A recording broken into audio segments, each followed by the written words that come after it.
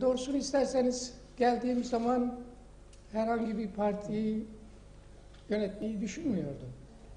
Zaman zaman barış ve çözüm umutları büyüyor, zaman zaman da kesintilere oluyor. Bu süreci ben olumlu buluyorum. Ve hükümetin belirttiği çerçevenin, amacın hükümetin belirttiği çerçevede olduğunu düşünüyorum. Yani silahları susturmak ve PKK'ye silah bıraktırmak. Sorunlarımızı çözebilmek için, bir uzlaşmaya varabilmek için.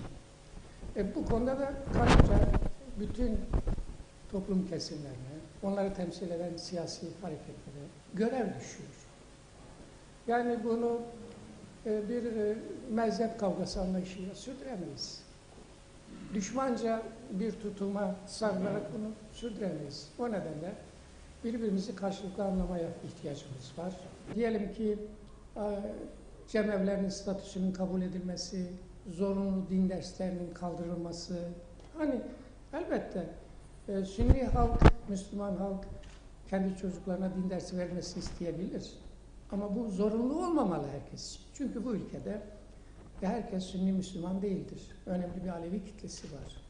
Hristiyanlar var, ateistler var, Ezdi Kürtler var az da olsa. Öyle olunca zorunlu din dersi değildir, demokratik bir tutum değil. Mesela bu hükümet rahatlıkla zorunlu din dersini kaldırabilirdi. Yani buna de olmazdı, tepki de olmazdı.